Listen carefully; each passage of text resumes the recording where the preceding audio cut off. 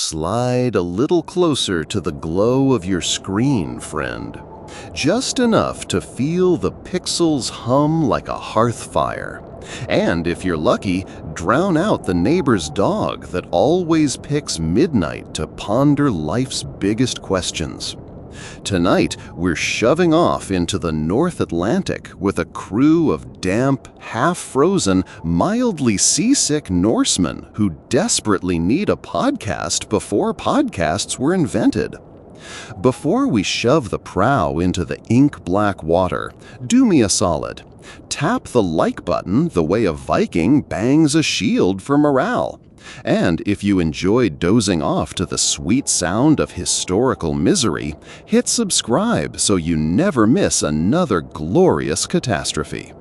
Oh, and drop a comment telling me your time zone and your local weather, because somewhere out there, a future binge watcher will read it at 3 a.m. and realize they're not alone on this leaky longship. Okay, feel that rolling fog? Smell the spruce pitch heating on a smoky campfire just off stage? Good, because you're about to become the newest deckhand on a 9th century gnar, and that means your first job is tar boiling. I know, Thor's hammer. You thought you'd be swinging an axe, raiding monasteries, composing epic skaldic verse. Nope. Grab the ladle. We're making boat soup. You never questioned how a clinker-built hull, stitched together from overlapping planks, survives storms that casually tear stone piers in half. Yet here you are, elbow-deep in a wooden trough full of sticky black goo, stirring like your life depends on it, because it does. The recipe is simple. Pine tar straight from a charcoal pit, a dash of fish oil borrowed from last night's dinner, and a handful of mysterious herbs the shipwright swears will keep rot demons away. Does it smell like someone set a kraken on fire? Absolutely. But if the pitch cools before you smear it between the strakes, your brand new ride turns into a bathtub faster than you can say iceberg. The crew passes around wooden paddles, each one caked in generations of hardened tar, thicker than a saga. Nobody scrapes them clean, it's bad luck. Plus, the old layers act like a culinary starter dough, lending flavor to the next batch. You lean over the cauldron and steam hits your face with the subtle aroma of burnt bacon and tree sap. Don't breathe too deep, the shipwright warns, unless you fancy hallucinating Odin riding an 8-legged horse across your eyeballs. A little dizziness is normal. Blacking out? That's on you. Now the real fun. Crawling beneath the hull on a timber cradle, wedging your shoulders against rough oak ribs while someone topside chinks seams with sheep's wool soaked in seal fat. The Vikings call this snaud. Nobody agrees on the spelling, but everyone agrees it works. Why wool? Because when it gets wet, the fibers swell, tightening the joint. Why seal fat? Because nothing that tastes that bad to you tastes good to worms. Together, they form nature's first expandable gasket, the IKEA hex key of the medieval sea. You wedge a plug in place, paint a stripe of steaming tar over it, and listen to the sizzle as water trapped in the wool boils off. Somewhere above, gulls shriek like unpaid debt collectors. Every time you blink, a drip of pine goo lands on your eyelid, threatening to glue your lashes shut forever. The guy next to you hums an off-key lullaby. He's been doing this since he could walk. His father before him, his father's father, long enough that their clan crest might as well be a barrel of tar on a field of headaches. Let's pause for one of those 15-second mental commercials. If you're still awake and your hands aren't literally covered in pitch, smash that subscribe button with the righteous fury of a sailor who just realized the latrine bucket is missing. Not only does it keep the channel alive, it tells the algorithm gods you prefer your bedtime stories with a dash of respiratory hazard. You crawl out from under the keel looking like a swamp monster and realize you still have to varnish the topsides. That's right, Vikings invented the two-coat rule long before HGTV. First, a thin layer of raw linseed oil infused with ground animal bones. Coincidentally, a great way to empty the meat hall of stray dogs. Second, a glaze of boiled tar mixed with powdered ochre, turning the hull the color of a devilish sunset. All this fuss just to cross water most merchants wouldn't spit in. Speaking of merchants, picture a cargo hold jammed with sails, extra masts, iron rivets, barrels of dried fish, and at least one cow so seasick she looks ready to reinvent milk. The secret sauce keeping all that mass from turning into driftwood? Birch bark. Strips of it, layered like phyllo pastry, pressed between deck beams to wick away leaks before they reach the cargo. Birch bark contains butylene, a natural waterproofing resin, proof that Vikings basically lined their ships with tree-based Teflon centuries before chemists and lab coats caught up. Then there's moss. Yeah, humble forest carpet. Vikings stuff it into cracks the way you'd shove a towel under a drafty door. Once saturated, moss swells like a sponge, plugs gaps, and, bonus, acts as a primitive mildew filter, absorbing the rot stink so you don't gag on day 4. Some sagas swear the right moss wards off sea trolls. Historians politely file that under unverified. But the piece de resistance? Fermented herring slurry. Think fish yogurt if you hate yourself. Mix it with ash from a bog iron forge and brush it over the sailcloth. The proteins denature, forming a thin, rubbery film that laughs at rain. It also attracts every seagull within 2 fjords, but you can't win them all. Vikings accept the smell because, frankly, everything smells terrible already. After a while, your nose gives up, files for early retirement, leaves a note, "Gone south. Good luck." Night falls. Candles are a luxury, so you work by moonlight, bouncing off snow-capped peaks. Someone starts singing a drapa about a hero whose sword never rusted, because he kept it coated in whale oil, naturally. Your breath fogs so thick it looks like the ship has sprung leaks before it's even afloat. Yet you keep brushing, daubing, stuffing, sealing. Each motion is a lullaby of creaks and soft splashes, the boatyard's ASMR track for the insomniac Norse. Why the obsession? Because Viking ships aren't just taxis, they're passports. A leaky hull could mean drowning 2 miles offshore or washing up in Scotland the color of freezer-burned salmon. More haunting, a dead boat drifts back home empty, and the villagers know the sea claimed your soul. Without a body to bury, you don't even get proper funeral rites. No burial mound, no runestone, no after-party in Valhalla's keg room. Just a legend whispering you tried crossing the whale road with cheap tar. Everyone agrees, better to smell like boiling fish for a week than risk spending eternity as driftwood. You break for supper. Hard bread dipped in more fish oil, surprise, and a splash of beetroot vinegar everyone pretends is wine. As you chew, the master shipwright inspects the hull with a pine torch, nodding like a priest blessing a newborn. He taps a plank. The sound rings clear, no hollow thud. Success. The boat lives.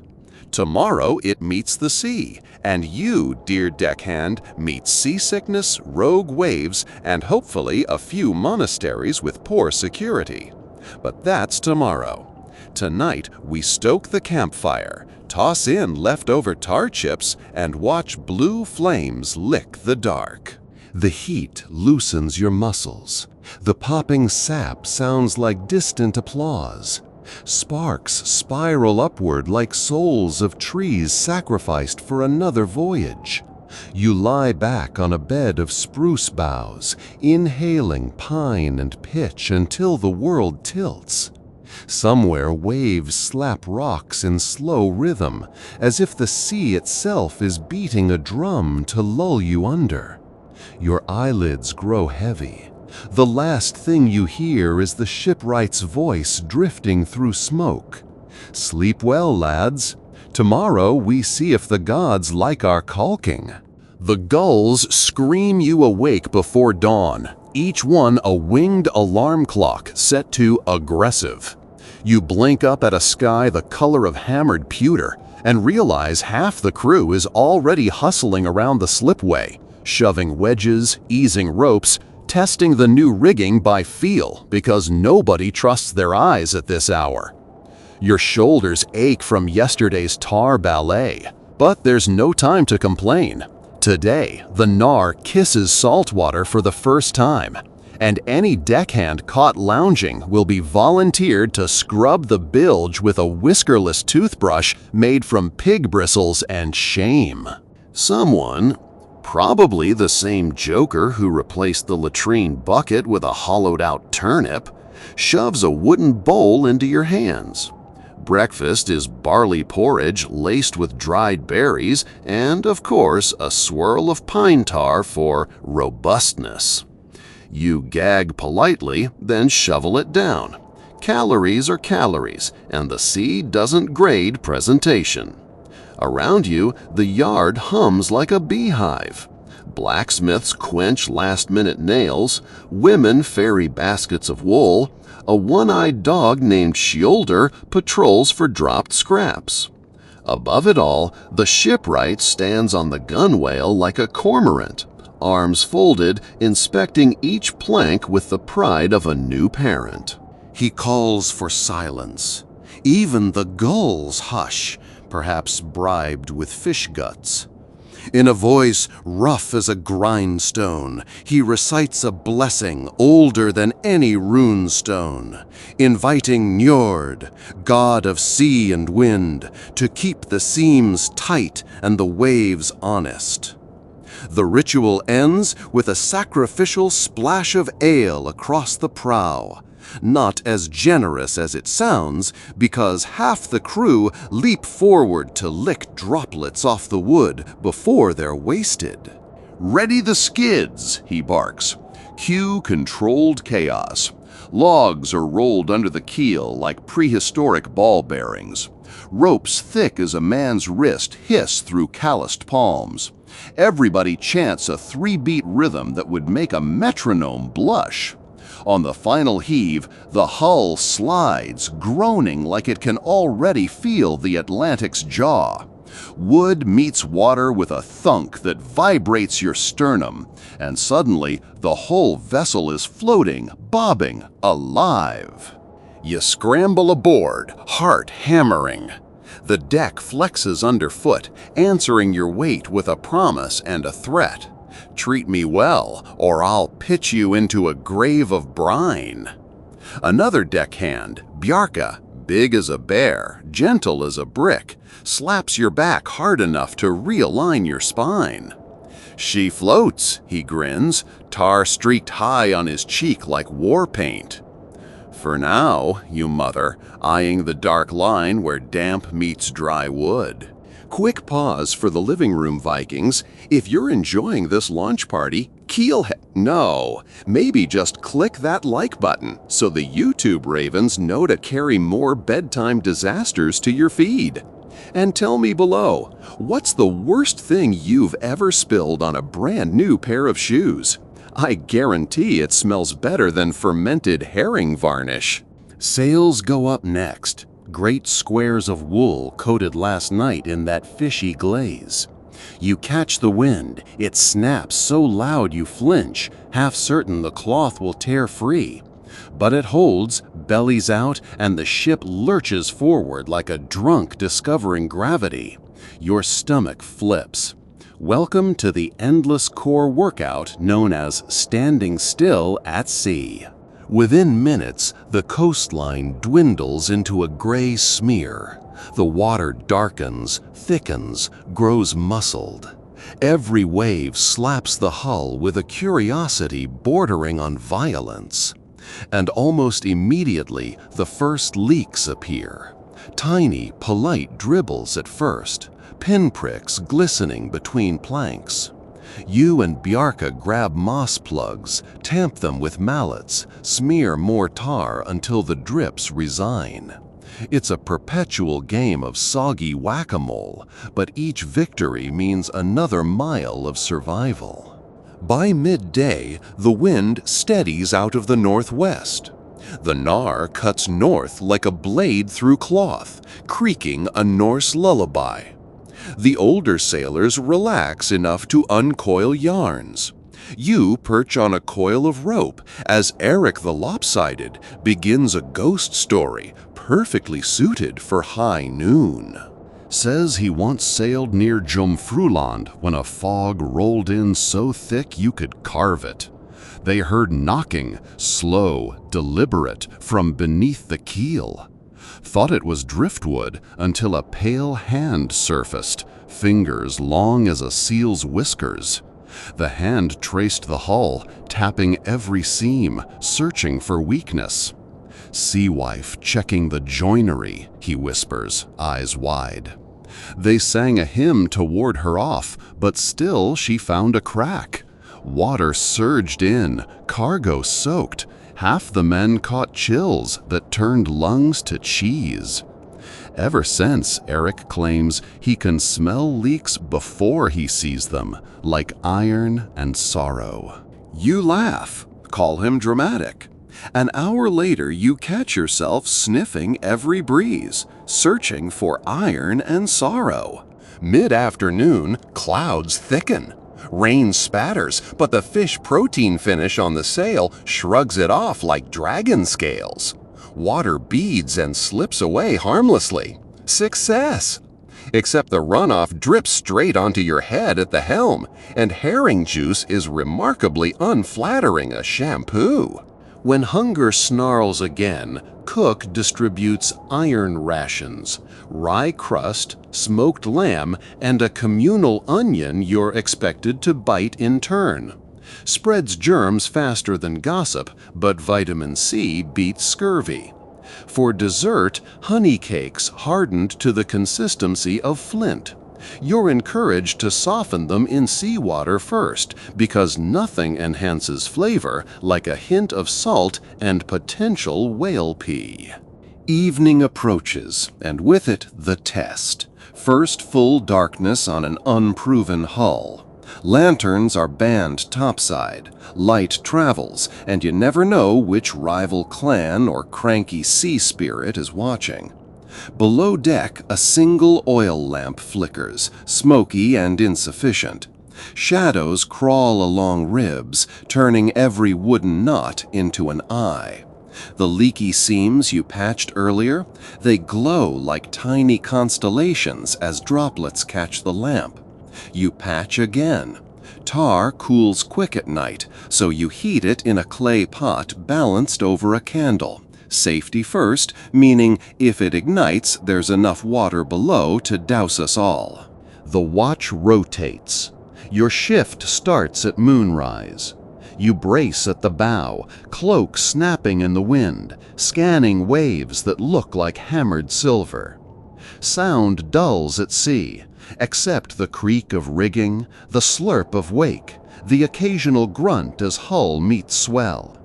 Your eyes invent shapes on the horizon, a mountain that moves, a ship without sail, a white horse skipping across foam. They say tired minds conjure Draugr, restless dead who ride the wind in search of warm blood to freeze. You blink harder, clench the amulet your mother pressed into your palm. During the quietest hour, a new leak blossoms near your boots. Not a trickle, an honest stream. You shout, crew scrambles. Bucket brigade forms, but water keeps coming, black as tar, cold as betrayal. You yank the moss plug free, shove in a larger wad, hammer until your knuckles bleed. Still leaks. Seal fat? Gone sponge soft under pressure. Bjarke calls for the emergency patch. Reindeer hide, dipped in boiling pine resin, slapped over the seam. It adheres like a bandage on raw skin. Water slows, stops. Heartbeats follow. You slump, exhausted. The shipwright, awake despite pretending to sleep, emerges, inspects your work. Good, he nods, but next time, listen to the hull before she cries. He thumps the plank. You press your ear. Faint cracking or imagination? Hard to tell over your pulse pounding inside your skull. Quick channel check.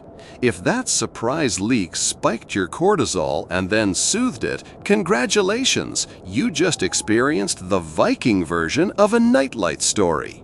Smash that subscribe rune so you don't miss the next sudden disaster, and type "still afloat" below so I know you're braving the waves with me. Dawn, day 2.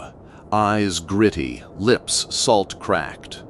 But the gnar holds, proving your midnight heroics worked, or, more likely, the gods were busy elsewhere. The wind slackens, so oars deploy.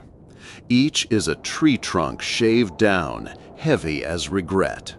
You row in shifts, 15 minutes on, 15 off, long enough to contemplate every life choice leading to this sweat-soaked eternity. Someone starts chanting cadence. 1 for the jarls, 2 for the gods, 3 for the gold we'll steal abroad. You mutter 4, for the bath I'll need when this is over. Between strokes, the shipwright shares another secret: applewood dowels. Where iron nails risk rusting, these tapered pegs swell when wet, gripping planks tighter than metal ever could. He's planted hundreds through the hull, invisible warriors fighting leaks on your behalf. Applewood was sacred to early Norsemen, symbol of renewal. Funny how spiritual epiphanies often double as practical engineering. Mid-morning, a fog rolls in so dense, each breath feels muffled. Visibility shrinks to 20 paces. The helmsman squints, relying on ravens released at intervals. Birds fly true toward land, giving you a bearing. You listen for breakers, for rival ships, for the dreaded hiss of pack ice. Instead, you hear drips everywhere. Condensation? Maybe. Or the hull sweating terror. You grab your patch kit. Turns out not every drip is doom. Some are just the ocean's way of keeping you paranoid enough to survive. By noon, fog lifts to reveal distant cliffs streaked with waterfalls, like silver threads stitched across green velvet. Someone identifies Orkney, others argue Shetland. Either way, you're north of safe harbors. The sea changes color here, deepening to sapphire where unseen trenches yawn. Legend claims those depths house the Nabroke, skinless whales that swallow sunlight and exhale frost. Sailors cut their sails at night to avoid the preacher's glow. Superstition? Sure. But when twilight bleeds in and waters glow faintly blue, everyone reefs canvas just in case. That evening, stew hits the fire. Dried peas, onions, bits of salt pork, all bubbling in seawater because fresh was finished yesterday. To thicken it, the cook adds a ladle of rye flour mixed with, wait for it, pine tar. Seals the flavor, he insists. Tastes like licking a burnt log, but the warmth spreads to your fingertips, and full bellies mean fewer mutinies. Night 2. The wind howls. Whitecaps slam the hull. She bucks like a horse. Water sprays in, soaking the reindeer patch. You check it every hour. Still holds. Morale, fragile. The skald tries singing, voice snatched by wind. Someone pukes over the side. The spray perfumes the deck. You laugh because crying would waste water you can't spare. Deep in the night, just as exhaustion pins your eyelids, a boom echoes, dull, distant, unnatural. Maybe thunder, maybe rockfall, maybe enemy hull splitting. No lightning follows. Heads twist, ears strain. The sea answers with another slap against planks, indifferent. You file the sound away in the cabinet labeled "Things to Worry About Later." When dawn finally bleeds pink across ragged clouds, you've made it.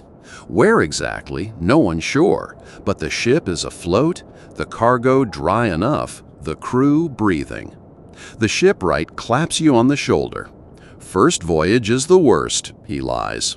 You grin anyway, because there's tar under your nails and salt in your hair and a story tattooed on your memory that only sailors understand. The beach doesn't so much appear as ambush you.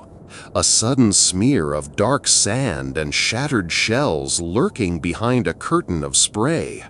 One moment, the world is nothing but rolling gray water. Next, a jagged shoreline lunges at the bow like a wolf that skipped breakfast. "Oars in," the helmsman snarls. Blisters scream as you and Bjarke haul the great poles aboard. They slap the deck hard enough to rattle teeth. The sail comes down with a sigh, and the Nar glides the last dozen yards on stubborn momentum, keel hissing against shallow surf before settling, stubborn, in a cradle of wet sand. Silence. Odd. Uneasy. After 2 days of waves talking non-stop, the hush feels wrong, like the ocean's holding its breath. Then the gulls rediscover their purpose and start screeching again, and all is well. Mostly. You step onto land, and it sways under you. Classic sea legs betrayal. Earth feels less trustworthy than water now. You squat, palm the damp sand, half expecting it to roll. It doesn't, small mercy. Inhaling, you taste kelp, peat smoke, and something else. Sweet, shark. Heather in bloom, maybe? A luxury compared to tar. Behind you, the crew unloads cargo. Barrels of rye, bundles of wool, the chief's personal cask of mead guarded like a crown jewel.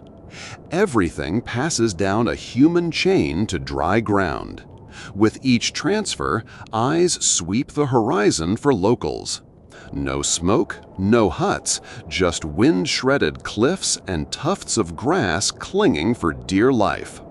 Perfect spot for covert repairs, provided the island's current residents are livestock and not axe-happy rivals. First priority, the hull.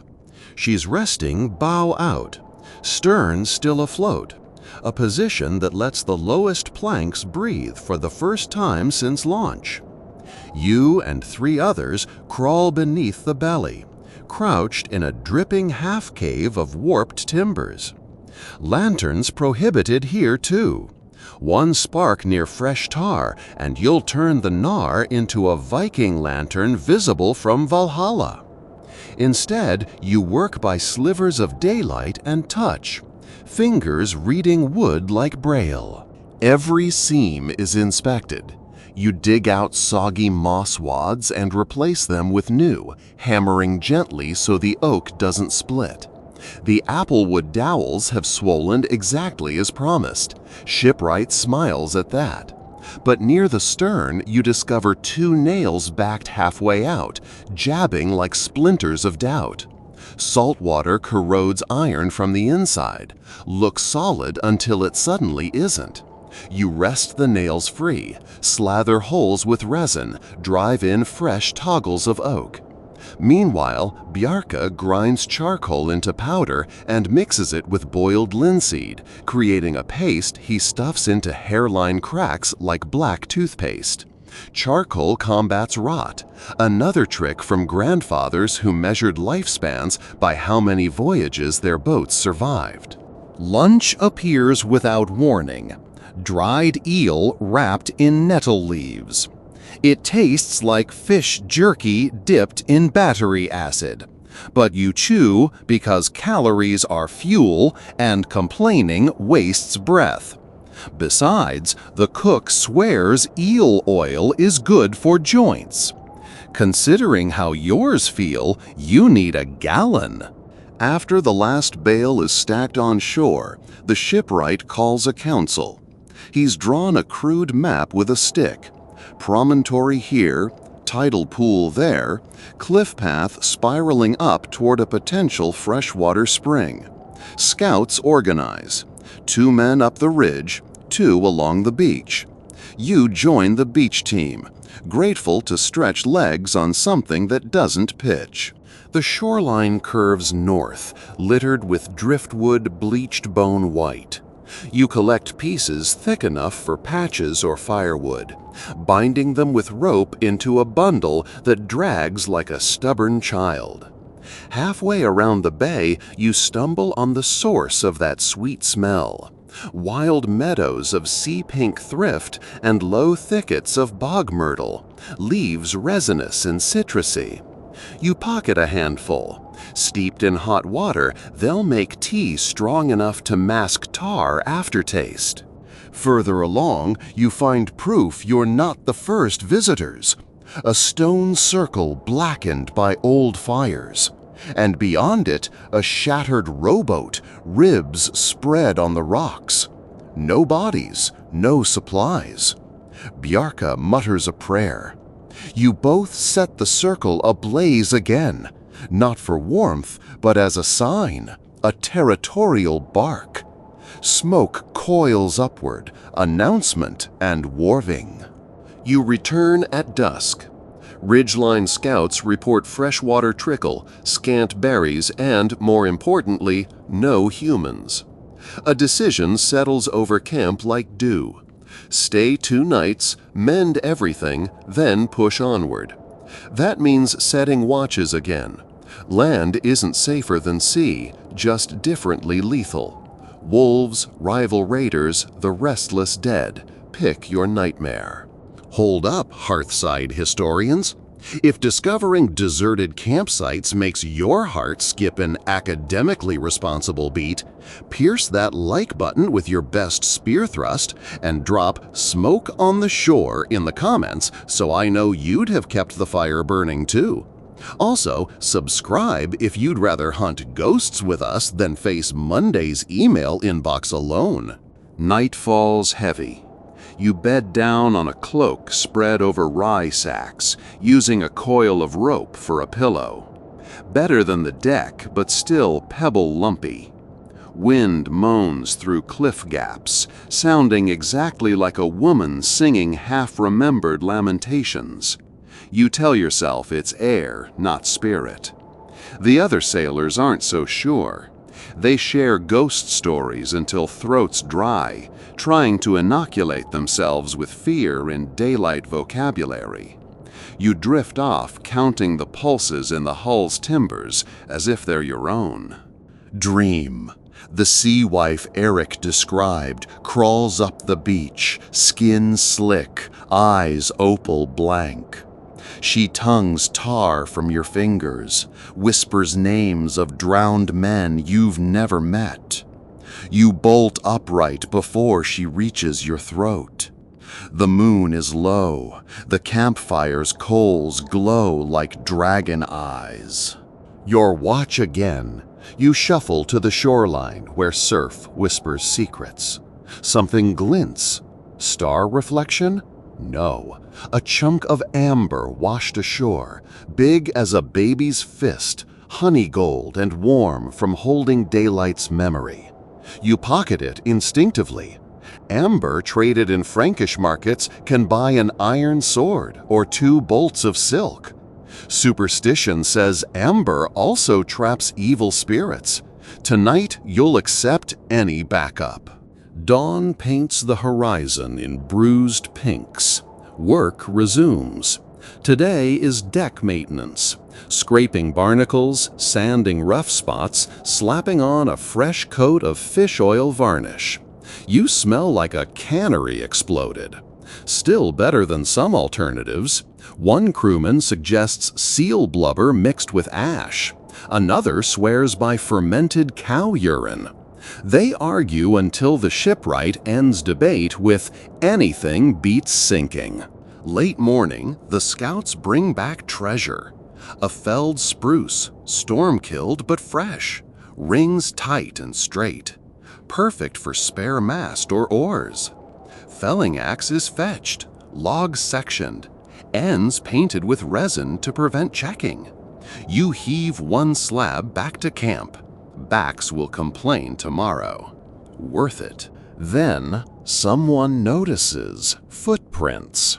Small, bare, recent, leading from tree line to water line and back. Child or small woman, toes pointed out like a dancer. No corresponding prints leaving shore. Unease tangles guts. Maybe locals scouting from hidden hamlet. Maybe not alive. The shipwright doubles night watch. That evening, you brew bog myrtle tea. Its lemony bite cuts through eel aftertaste and rumor alike. Crew sits in a circle, sipping from horn cups, while the skald tunes his lyre. He sings Eric's saga, but stalls on verses describing monsters melting ships with fiery breath. Drakens are just volcanoes in disguise, Bjarka interjects. Nobody laughs. Volcanic ash once choked an entire voyage within your grandfather's lifetime. Before bed, you string your amber find on a leather thong around your neck, talisman against barefoot visitors.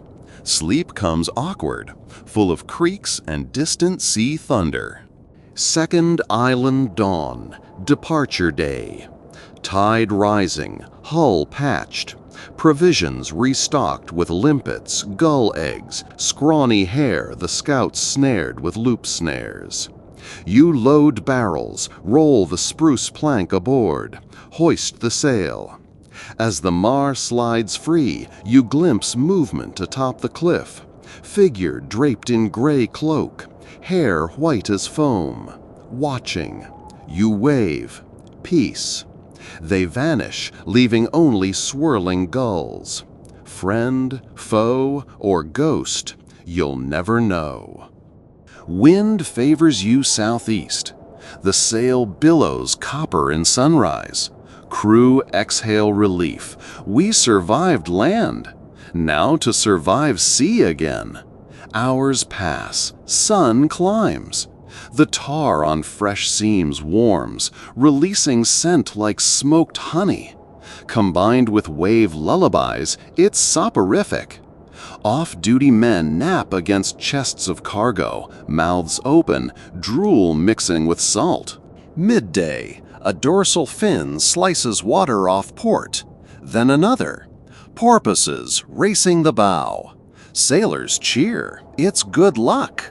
The animals dive, reappear, weaving patterns that look suspiciously like runes if you're prone to mystical thinking.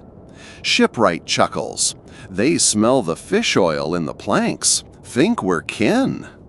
Suddenly, you're grateful for every rancid brushstroke. Afternoon brings squall line, dark cloud teeth, whitecaps sharpening. Sail reefed, helm lashed, you brace for pounding. Rain smacks like sling stones. Wind whips ends of rigging into frantic violin screeches. Remarkably, leaks remain tame. Your charcoal paste and hide patch hold under hammer blows of water.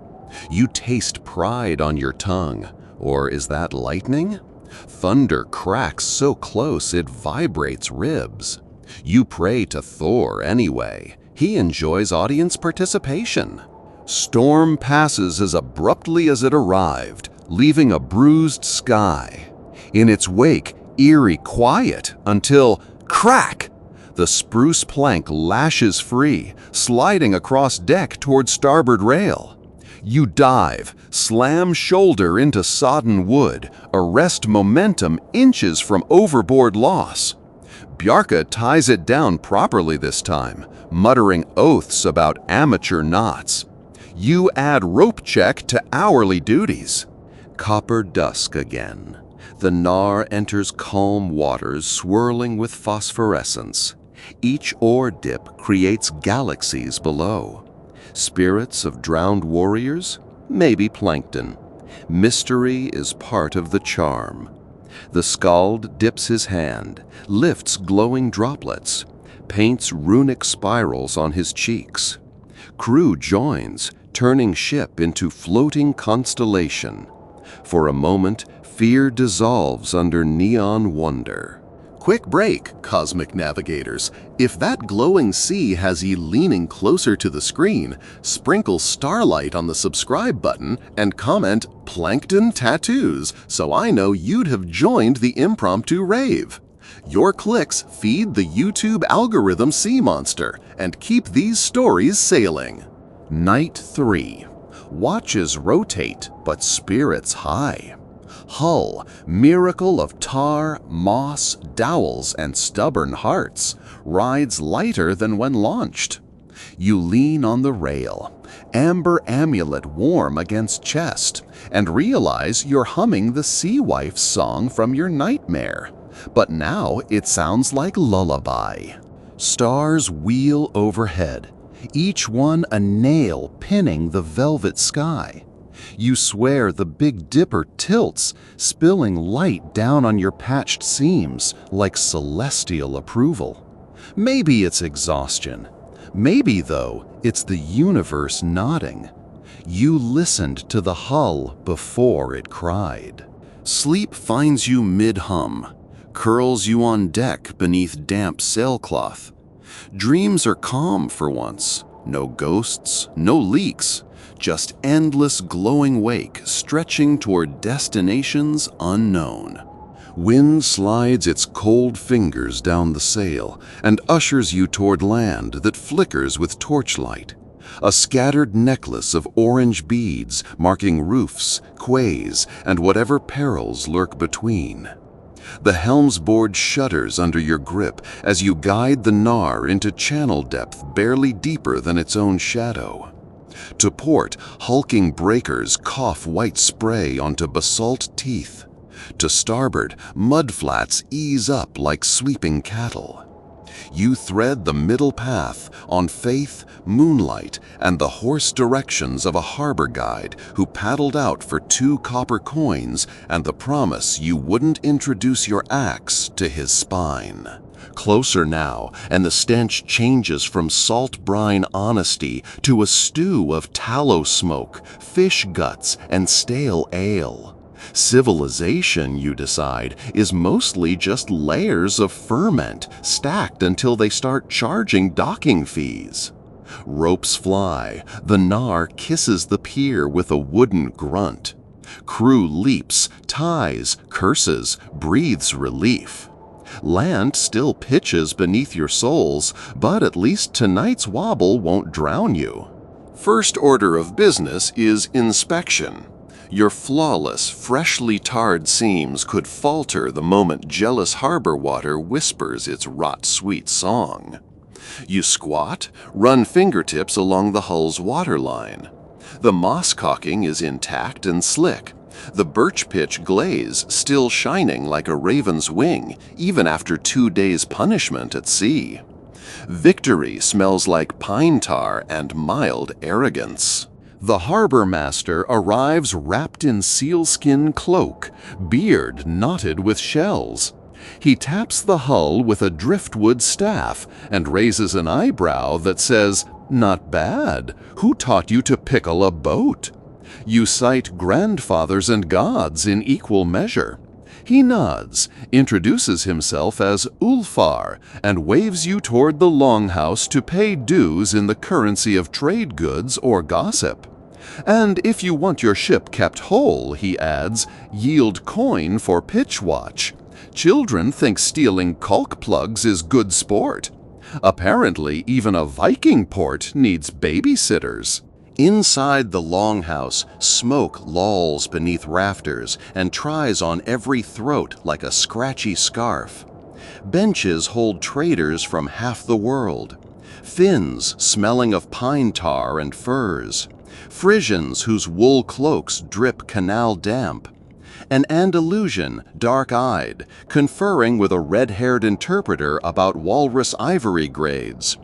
Over all of them drifts a mutter in many dialects, but one sentiment: price.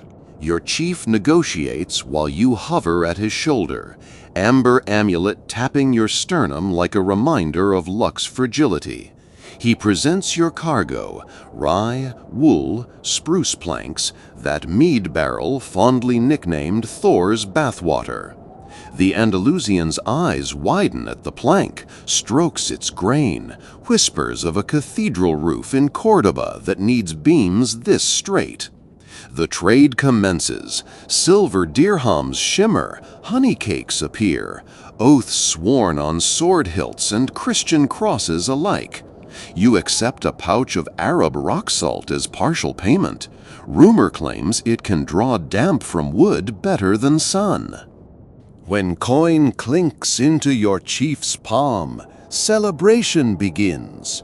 Horns of ale foaming like storm crests, drumbeats thudding through floorboards. You slip outside, ears ringing, preferring sea hiss to human din. Moon's a thin knife carving clouds. Along the pier, shadows coil where the harbor master's warning lives. Sure enough, two boys pry at your hull with bone needles, giggling as moss tufts loosen. You stride up silent and drop a hand on each scruff. They freeze. You explain, softly, that every handful of moss they yank could sink a ship and drown good men, maybe their fathers. Their faces pale. You press a silver coin into each grubby fist anyway. Earn this, guarding my boat, not gutting it. They nod frantically, instant converts to team culking. Quick shield wall pause, night owls. If hiring pint-sized security guards made you grin, raid that like button and hammer Moss Marines in the comments.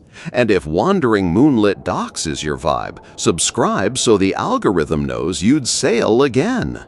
Dawn finds you bent over steaming saltwater vats behind the pier sheds. Local boatwrights brew a pitch you've never seen. Pine tar simmered with rock salt and powdered kelp, ladled through wool filters, then left to thicken under goose fat lids. Salt, they claim, drives moisture away, while kelp ash discourages barnacle spawn. You trade a length of spruce offcut for a jug, intent on testing the alchemy back home. Mid-morning, a commotion near the fish market. Frisians arguing with a smith whose iron rivets snapped in yesterday's squall. You lean in. Snapped rivets mean leaky hulls, everyone's nightmare. The smith swears by a new trick, soaking rivets first in ox blood mixed with crushed elderberries, then tempering over peat fire. Says the tannins provide a rust-resistant skin. The Frisians call it sorcery. You call it worth a try. Jot the recipe in memory's tablet. Afternoon meal, herring smoked over older. You join Ulfar on a tour of wrecks along sandbars south of town. Educational, he says. Each wreck is a cautionary tale about waterproofing shortcuts. First, a barrel-shaped coastal trader, planks warped because builders used summer-felled oak, sap still rising. Wood shrank, seams opened. Second, a sleek warship whose owners skipped tar entirely, relying on divine favor. Divine favor apparently prefers tarring. The sea ate it, liver first. Third wreck matters most.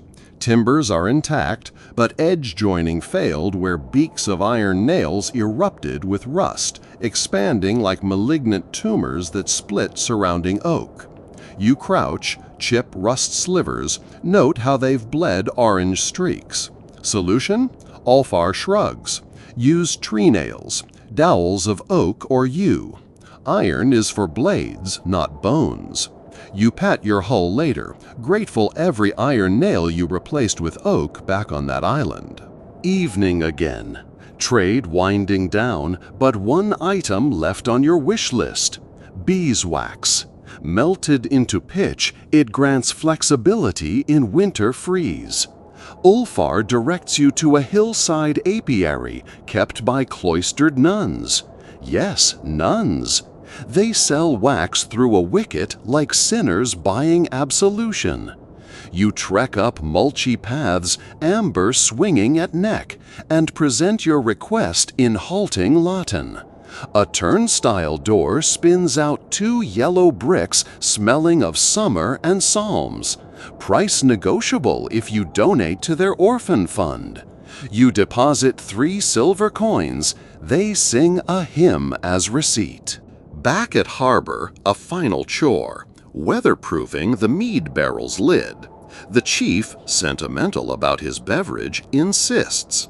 You melt wax with pine resin, brush a bead around the rim, seat the lid tight. He nods approval, then offers first taste of tonight's ration. It rolls down throat like sunshine filtered through bees and smoke. Night falls with rain. Perfect test. You and Bjarke stand on deck under a hide tarp, watching rivulets form, seeking drips inside. None appear. The new salt kelp pitch beads water like gooseback. You allow yourself a rare grin. If wood could purr, the gnar would. Rain lightens to mist just as a figure emerges on pier. A young woman in rough cloak, carrying a bucket. She gestures, permission to board? You lower gangplank warily. She produces the bucket's contents, a paste of sheep tallow, chalk, and juniper oil. For shields, she says in Norse with island lilt. Keeps rawhide faces from soaking in battle rain. You test a dollop. It spreads satin smooth, repels water instantly. Payment? She wants 1 amber bead. You slice your necklace, hand her a chip the size of fingernail. Fair. You work through moonrise, rubbing the salve over shield rims, even along helmet bands. Crew jokes you'll slide off enemy axes like eel off slate. Let them laugh. Dry gear saves lives. Sometime after midnight, you catch Bjarke staring at hull, brow furrowed. He thinks he hears water slurp near the keel. You kneel, hold breath, listen. Just wind under pier slats. He exhales, embarrassed. Shipwright once said, paranoia is love wearing a carpenter's apron. You understand. If you've ever woken at 2 a.m. to check a leak that didn't exist, smash subscribe. This channel gets you. Comment pitch paranoia so fellow night watchers know they're not alone. Departure day dawns glazed with fog so thick it muffles gull cries. You pay harbor dues, 2 more coins for the child guards, and push off. Ulfar salutes with a tar brush raised like a scepter. You raise yours in return. In open water, Wind slack. Sail hangs like laundry. Rowers take benches. Oars dip, push, rhythm hushed by fog's blanket. Hours pass in ghost world. Sea, sky, and horizon melt into one gray breath. Damp curls into beard, seeps between planks. You inspect seams, still beads, not leaks. The nun's beeswax earns praise. Afternoon brings sun shard punching through, slicing fog to ribbons. Ahead, black specks, maybe rocks, maybe ships. Then a boom rolls across water. Another. Cannon? Too early century. Thunder? Sky clear. Bianche mutters, surf on hidden reef. You adjust course. As you pass, noise grows. Blowholes, whales spouting, tails thunderclapping sea. You count 6, maybe 8, migrating north. Their oily backs glisten. One breaches, waterfall crashing off fins. Crew cheers, but shipwright signals silence. Whales can bash hulls if startled. You ease oars, drift respectfully. A calf veers close, eye the size of shield, studying your patched seams. Perhaps approves. It dives, brushing under keel with velvet tsunami. Water drums planks, but they hold. Whales fade astern. Spirits soar, nature's big thumbs up. Yet sun dips and wind stiffens from wrong direction. You tack, but progress slow. The chief decides to anchor near a headland for night, using stone anchor and hemp line, which you inspect for chafe. Soaked hemp can saw itself apart. You smear juniper oil salve over rope where it rubs, waterproofing fiber as sailors have since myths were young. Anchor holds. You cook limpets, stewed in mead, a recipe learned from harbor nuns. Rich, odd, delicious. Skald recounts saga of Thor fishing for Jörmungandr. You nod along, amused how even gods worry about what lurks beneath boats. Later, you apply final experiment. A stripe of raw linseed oil mixed with powdered eggshell along starboard strake. Old Finnish trick. Calcium crystals apparently deter wood-boring worms. You chalk a runic mark next to it, so future inspection knows which segment wore which potion. The watch shifts. Fog returns, thicker, muffling water into hush so complete your heartbeat seems reckless. Out of that silence drifts chanting. Low, many voices, language unknown. You strain eyes, shapes glide on water, lanterns hooded, hulls low. Monks in coracles? Raiders? Ghost fleet? Chief orders quiet. Crew crouches, hands on hilts. The lanterns pass, voices stilling as if sensing eavesdroppers. Only when they fade does breath resume. You turn to Bjarke. He shrugs. Maybe pilgrims crossing to Holy Island. Or maybe night spirits counting stitches in your seams. Either way, hull remains dry. Courage less so. Dawn reveals nothing on horizon but gulls. You gather anchor line. Note juniper salve worked. Rope bone dry. Sail fills with cooperative wind at last. Course set homeward. The Nar hums. Mid-voyage, clouds muster again. Rain, but this time you welcome it. Proof test of every new layer. Salt kelp, pitch beeswax, charcoal paste, linseed calcium glaze. Water beads, slides, defeated. You catch raindrops in palm, flick them overboard like paying a toll. Evening glow illuminates coastline you recognize. Home fjord only half day ahead. Crew whoops. You, however, inspect seams once more, because arrival is the most dangerous mile. Complacency leaps aboard. You find slight swelling where moss protrudes. You slice it flush, dab kelp pitch quick fix, hum sea wife lullaby. Finally, cliffs part, village roofs appear, smoke spirals greeting. Families cluster on dock, waving furs and bread. The Nar noses into berth carved from living rock. Mooring lines thrown, tied. Deckboards exhale as load tension releases. Unloading frenzy begins, but you pause, hand on hull plank that carried you through. Tar, moss, beeswax, salt, charcoal, even children bribed with silver. All part of story etched in grain. You whisper thanks. Mist still snakes above the water when the gangplank groans under the first crate, and every timber in your Nar seems to sigh, half relief, half jealousy, while barefoot dockhands relay cargo to shore in a rhythm older than tides. You walk beside them, counting each bundle, not by number, but by story. The beeswax bricks that smelled of hymns, the rock-salt glitter compressed like starlight, the spruce planks destined for a far-off minaret.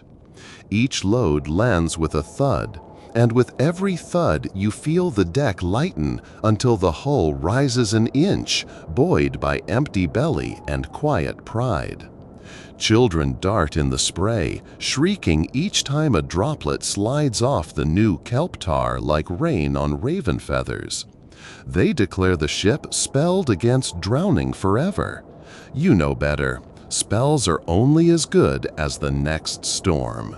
Your chief trades formal greetings with the village alderman, but you slip away toward the boathouse, mind already looping through what comes next. Winter is nipping at autumn's ankles, rivers icing first, fjords later. If the Nar is to head up river for furs and iron before sun deserts the sky, she'll need a new skin, something leaner than open sea armor, yet tough against ice teeth and sandbars. Inside the boathouse smells like sawdust prayers. Racks hold coils of rawhide, willow saplings bent into ribs for smaller craft, and a shelf lined with clay pots of every experiment you or your forebears ever dared smear on planks. Bear fat butter, fish oil varnish, powdered pearl mixed with cider vinegar. You take a deep breath. This place could ferment ideas without a fire. Footsteps crunch in threshold gravel. Bjarke arrives, carrying the calfskin ledger that tracks successes, failures, and the awkward middle children of boatcraft. He sets it on a workbench polished by generations of elbows, and taps a page you know by heart, River Ward. It lists recipes to keep hulls slick against freshwater rot and eel spawn. One reads, oats steeped in pine resin, strained through linen. Another simply says, Secret of the Sami, reindeer marrow. Your finger lands on the latter. Bjarke grins, already picturing a trek to the northern hunters. You point next to a note in spidery runes. Maple smoke infusion. Ask old Idis. That means a pilgrimage to the smithy widow whose forge smolders day and night. Rumor saying she never sleeps, but naps standing like a horse.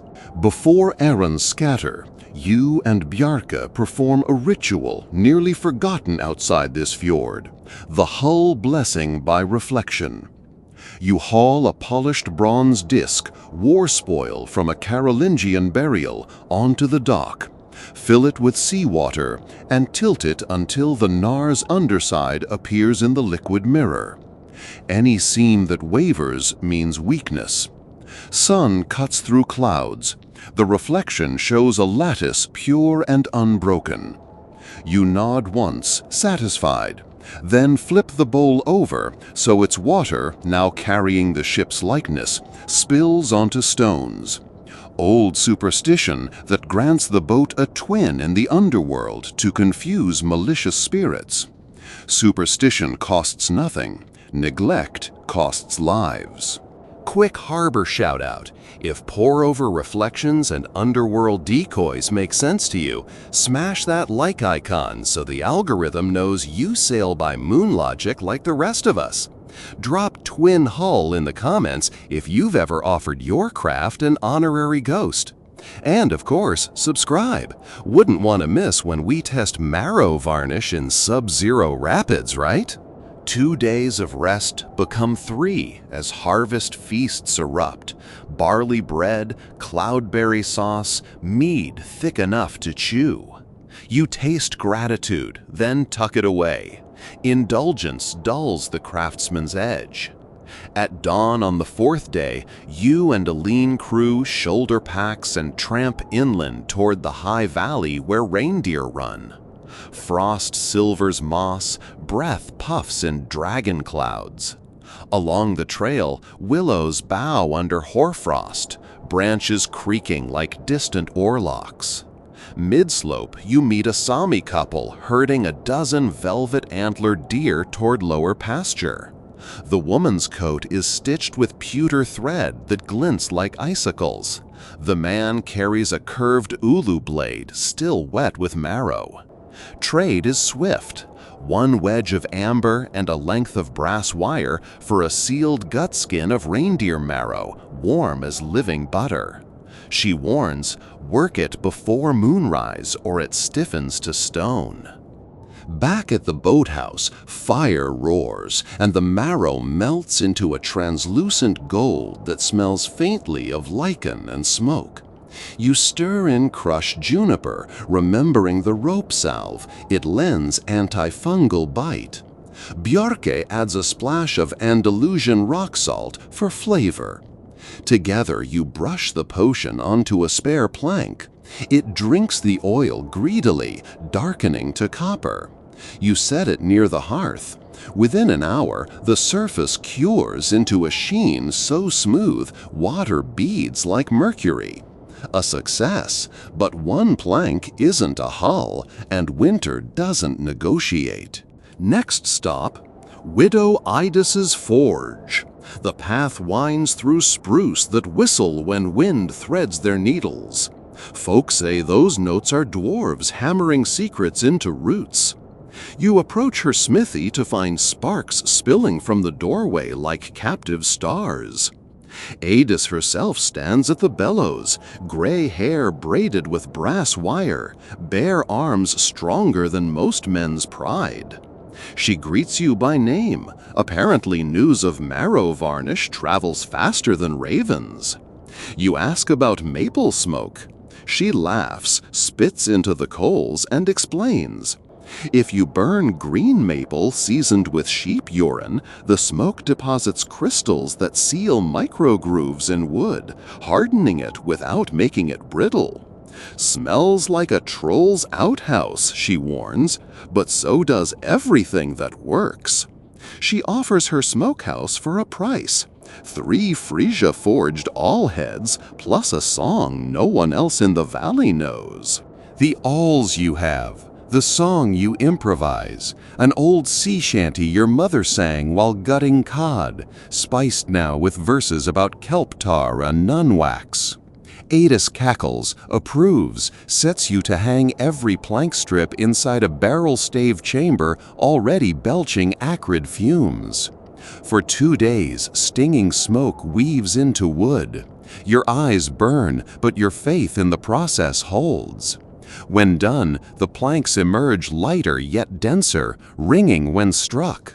You rap one against a stone, it refuses to dent. Adis nods.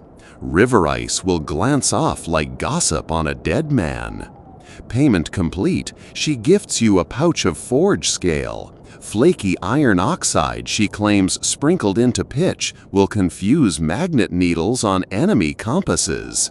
You pocket the superstition, one can never have enough. With ingredients assembled, marrow varnish, smoked planks, juniper salve, beeswax reserve, you haul everything to the gnar lying on cradle skids near shore. 6 carpenters strip the outer sea tar where waterline meets air. Too much armor there would drag in shallows. They replace the belt with smoked planks fastened by oak tree nails soaked in oxblood tannin. While they work, you ladle marrow varnish across the rest of the hull, chasing it into pores with goosefeather brushes.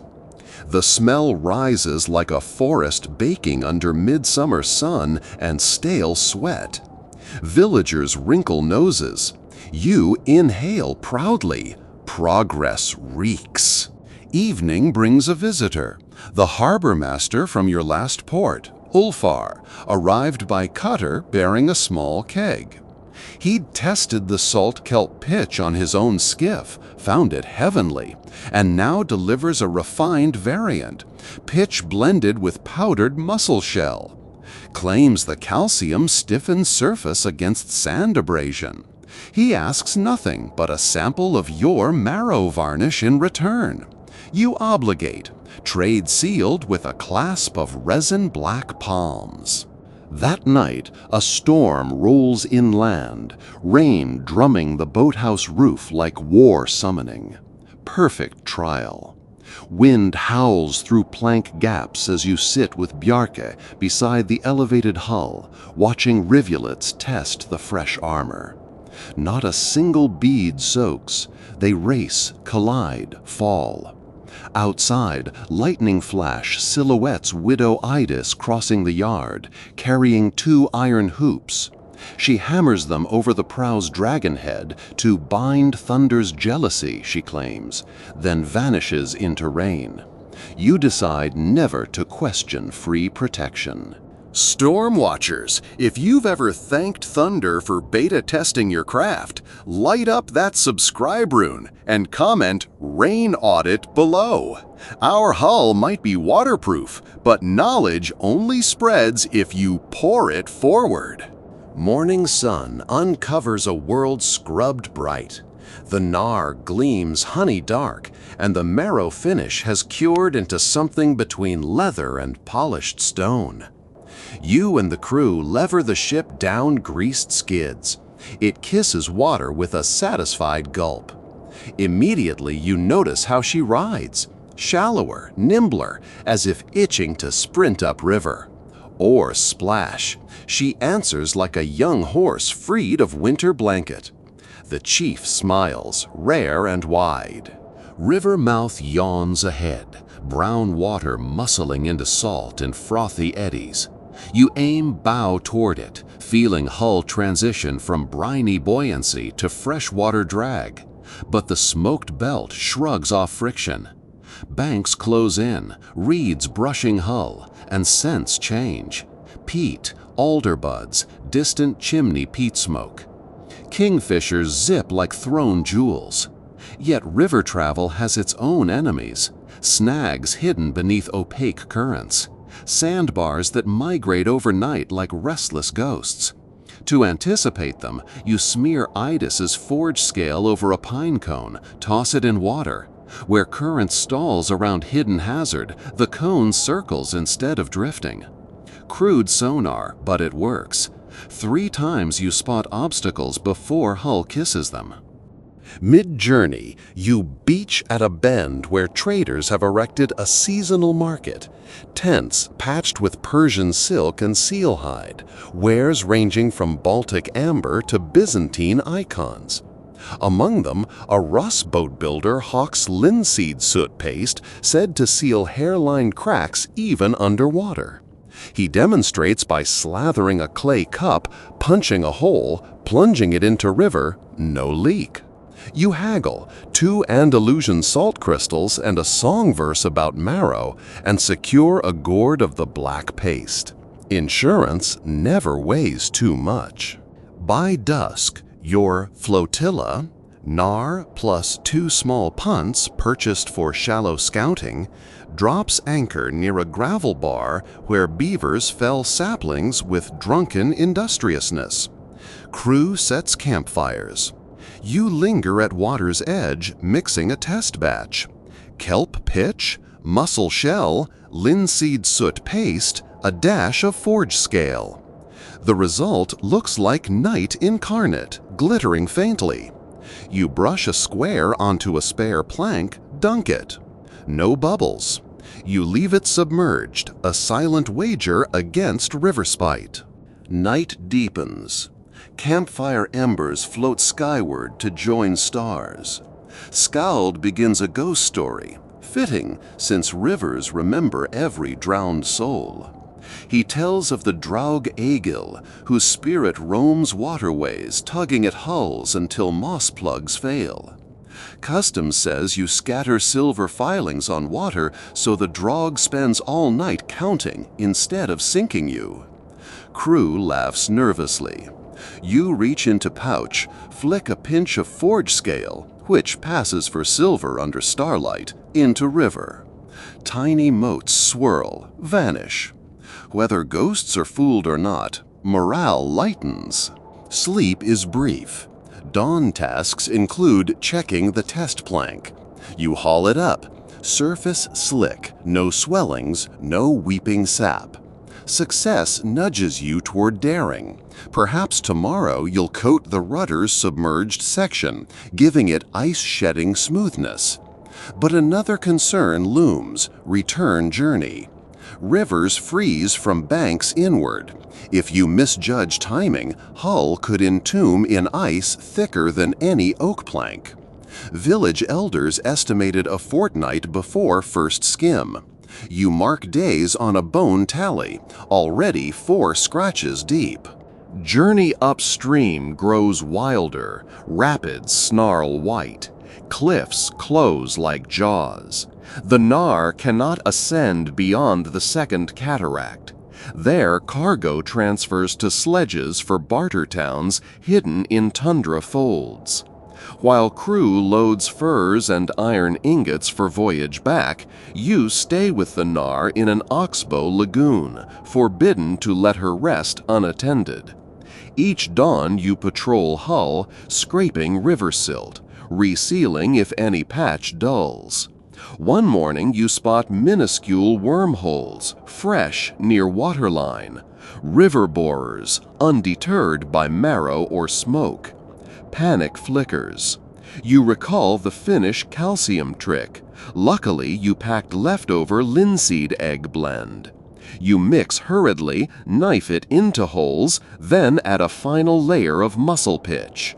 By evening, holes sealed, heart rate steadies. Experience engraved. Freshwater worms scoff at oily charm, but fear crushed shell. Cargo returns heavier than sin. Winter furs thick as walls, ingots cold enough to steal warmth from marrow. Loading complete, you turn bow downstream, racing freeze. 4 days without proper sleep, but adrenaline rose with you. Rapids that argue on ascent now propel like tame horses. Hull skims thanks to smoked belt. Oars bite only to steer. Yet ice forms on paddle shafts. Rigging stiffens with glaze. You smear juniper salve on oar handles so palms don't stick. Second night, a skin of ice creeps from banks. You anchor midstream where current stays liquid. Bjarka suggests heating the hull with torches to melt forming glaze. You veto. Rapid heating cracks pitch. Instead, you drop small sacks of hot coals tied to rope, letting them dangle a foot from planks. Gentle warmth suffices. Another trick for the ledger. By final dawn, river resembles a steel ribbon. Ahead, estuary shines open thanks to salt churn. You coax Gnar forward, every creek echoing across mirror water. As brackish waves lap Hull, ice releases with a sigh, and tension unknots in your shoulders. Seagulls wheel overhead. Home stretch. Crew erupts in tired cheers. Sails unfurl, wind catches, and you glide into familiar fjord under a sky the color of smelt scales. Villagers run along cliff path waving pine torches like greeting stars. Docking is smooth, though planks groan protest. They've earned rest. As lines secure, you kneel, lay a palm on the smoked belt, a pat goodbye before winter cradle. The wood is cold but dry, and under your hand the ship hums faintly, as if already dreaming next season's voyage. Wind barrels down the fjord like a runaway drum, rattling shutters, lifting thatch, and rolling last year's fishing pots down the pebble beach until they clank against the boathouse wall. Everyone claims to love the first real winter gale, proof that the old gods still flex. But tonight, even the bravest lamps tremble. Your gnar, hauled high on greased logs and braced beneath a snow-dusted lean-to, moans as the gusts probe every seam, hungry for a flaw you might have missed. You pull your cloak tighter and run a hand along her smoked belt. The wood feels colder than iron, yet the marrow sheen still throws back torch glow like a sheet of amber. 12 days have passed since the river run, each marked by tasks you once only read in sagas. Emptying ballast stones so frost can't wedge them apart. Packing the bilge with dried seaweed to wick any stray droplets. Painting prow runes fresh so spirits know whose craft this is. By day, the village pulses with slaughter season, pigs squealing, blood steaming, hams smoking in pine pitch barrels.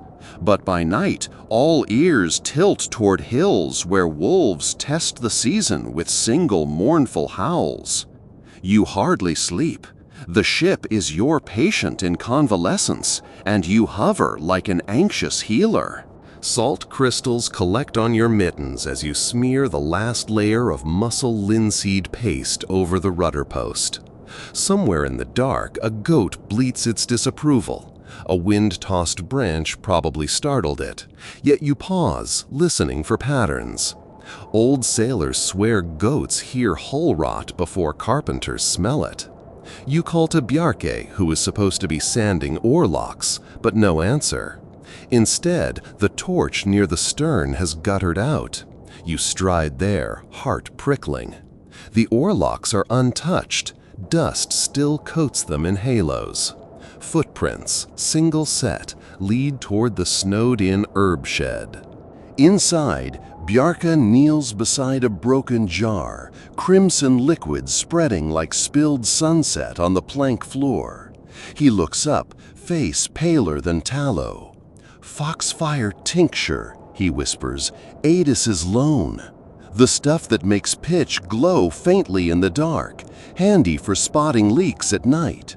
Only one jar existed, distilled from fungi that fruit once a decade. Now shards glitter uselessly. He tries picking them up, slices a finger, curses. You steady his hands, bind the cut. But inside, calculation churns.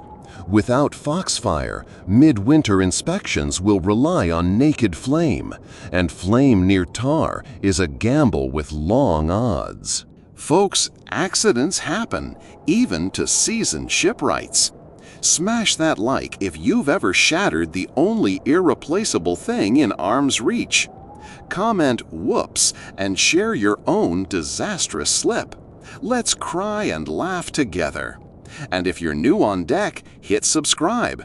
Next misadventure might save you from repeating ours. To remedy, you visit the abbess at the Clifftop Convent. Yes, the same sisters rumored to brew stronger ales than monks. They keep apothecary shelves so vast that wintering ravens navigate them like forests. You climb icy stairs carved into granite, your breath turning to frost petals. A novice ushers you through corridors swirling with incense until Mother Ragna emerges, sleeves rolled, mortar in hand. You explain the need, a luminescent agent safe beside pitch. She nods, produces a parchment of herbal glossaries, and suggests luminous lichen that grows inside seaside caves, feeding on bat guano and moonlight. At least that's how the legends phrase it. Harvesting requires low tide, steady nerves, and absolute darkness so your torchlight doesn't scare the fragile glow away. You promise a portion of next summer's amber haul in gratitude. She smiles, but her eyes linger on the nicks in your gloves. "Bring iron nails from your forge," she says quietly. "Our rain gutters weep rust." Barter sealed. Back at shore, you brief Bjark and two nimble deckhands, Kari and Odd, on a cave raid. Low tide arrives near midnight when the moon will be new, sky star-drowned. Until then, you prepare. Coil hemp rope dyed black. Pack goatskin flasks for seawater. Fashion flat-bladed scrapers so the lichen peels off in generous mats. Odd slips a small bronze whistle onto a thong around his neck. For cave spirits, he claims. You let him keep it. Can't hurt. While waiting, you inspect the Nar's ironwork using Adis's borrowed magnet stone. Frost can cause spikes to back out just enough for rust channels to sneak in. You find 3 offenders, reseat them with mallet taps, and dab wax tallow mix to seal. Torchlight flickers. Each spark mirrors an ember of worry. Will the smoked belt dry split? Will marrow varnish trap too much moisture? You jot notes to revisit these fears. When the moonless tide ebbs, your squad descends the slippery shingle shore toward a gash in the cliff known as Witch's Mouth. Waves clap rocks below like enormous applause. Inside, the cave exhales air so dank it tastes metallic. You extinguish torches, darkness swallows thought. Slowly, your eyes adjust. Ahead, faint ghost green halos appear along the damp walls, lichen indeed, glowing like embers under moss. Kari scrapes first sheet. It peels with a sound like parchment tearing. You roll it into a cylinder, stow in waxed linen. The work is delicate. One wrong stroke, and the luminescence bruises to dull gray. As you near the back chamber, the glow intensifies, revealing ancient carvings. Serpents coiled around spears, runes warning, "Taste not the dragon's milk." Odd fingers his whistle. You shake your head. Sound could unseat loose rock. Suddenly, water surges. A rogue wave climbs inside the cave, ankle deep, then knee. The tide's turn came early.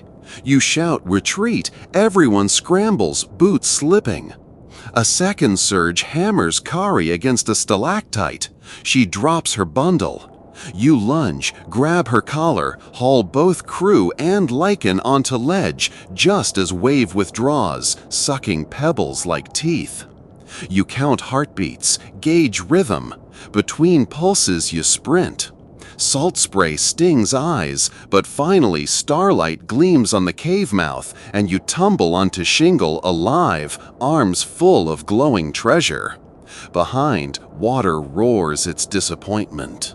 Back in the boathouse, you grind lichen into paste with birch ash and linseed oil. When painted onto oak, it emits a soft witch light, gentle as dawn. You coat interior seams near bilge, any place hidden from regular inspection, then darken the boathouse to test. Hull glows like pathways on a map, beautiful and eerie. Bjarke swears the drogue eagle himself would mistake it for Valhalla's reflection and leave you be. You merely hope it won't scare apprentices into thinking the boat haunted. Night passes, gale subsides, but a new threat rides sunrise, salt rime creeping across keel blocks. Seawater wicking up timber stools, and freezing can shatter support beams, dropping hull unevenly. Solution: raise the gnar higher and wedge fresh-cut spruce wedges topped with sealskin pads. The operation demands all hands plus borrowed oxen. Winch lines groan, the hull rises inch to stubborn inch. At full height, you inspect pads. Spruce resin will deter insects come thaw. Work ends with mugs of none-brewed stout, honey-rich, yet carrying pepper heat that climbs nostrils and makes ears ring, perfect for thawing bones.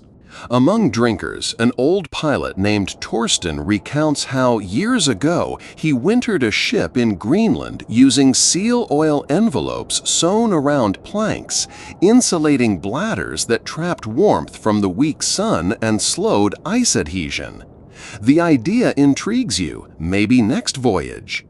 Inspiration breeds scribbles. You draw cross-sections, estimate bladder volumes, note that reindeer hide in brine might beat sealskin for weight.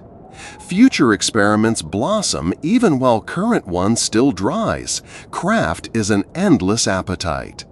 Idea hoarders, you know the drill. Type bladder sale in the chat if you're saving crazy hacks for someday.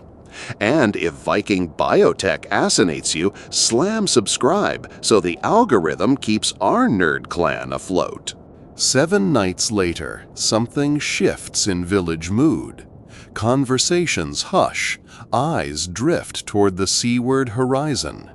Rumor says a stranger's ship, sleek, black-hulled, prow carved like an unfamiliar god, anchors past the headland.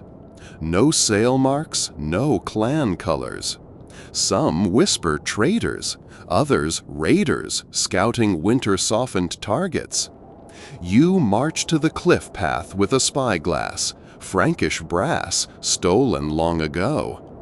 The ship lulls peacefully in swells, but its hull glimmers with tar so fresh it reflects sunrise pure. Deck shows movement, men hauling bundles, but no weapons visible. At council dusk, elders debate whether to send envoys. You volunteer, curiosity plus desire to examine their pitch. A rowboat ferries you across dark water flecked with ice chips. Boarding ladder smells of cedar, uncommon here. The captain meets you. Woman of middle years, eyes dark as peat bog, introducing herself as Signe of the South Firth, hauling wine amphorae for northern monasteries. You trade pleasantries, then steer talk toward hull care. She laughs. Our secret? Whale oil jelly mixed with powdered charcoal and elder sap. Claims it flexes in cold without cracking. She gifts a small vial, share when tails grow boring. In return, you offer marrow juniper salve. Exchange sealed, tensions thaw. Back ashore, you test whale oil jelly on scrap oak. It spreads like midnight butter. Smell fishy, but not rancid. Freeze it outside. Next dawn, it remains supple. You mark potential for oar handles. But first, a crisis. Kari spots hairline splits on the smoked belt. Not structural, but early. The river-run sand must have etched micro-tears, now drying into fissures. Panic flickers until you recall Torsten's seal oil envelopes concept. Quick adaptation. Mix whale jelly with powdered mussel shell and forge scale. Smear into cracks. Then bind with hemp cloth soaked in nun's ale. Alcohol draws pitch into fibers. You heat gently with shield reflector to set. After cooling, the repairs meld near invisible. Crisis averted, but you schedule daily inspections. Weeks slide. Snow builds in soft layers until gnar sits inside a white cradle. Your tasks shift from wet repairs to pest defense. Mice love gnawing ropes. You coat lines in bitter tansy oil. The convent donates surplus cat. Meanwhile, the boathouse becomes a university.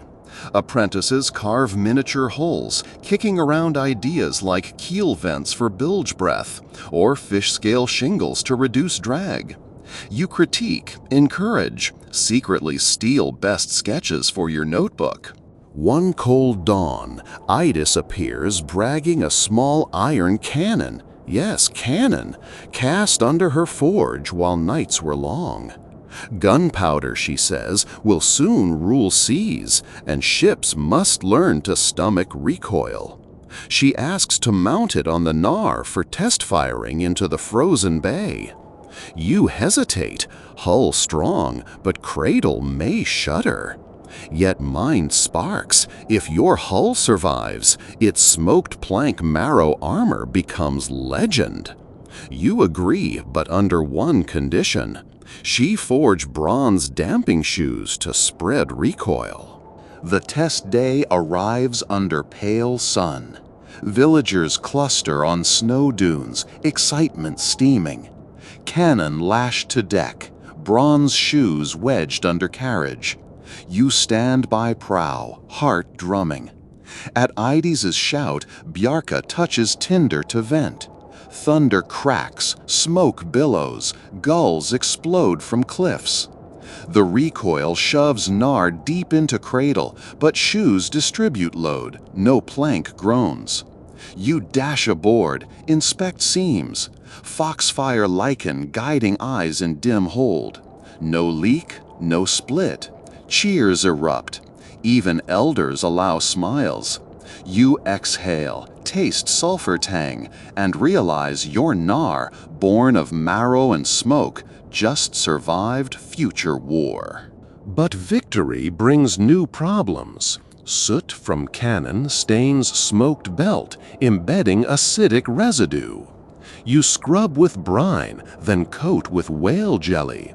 Stains lighten. Note for ledger, gunpowder demands cleansing regimen. That night, council votes to commission more cannons. A revolution shoulders through winter doors.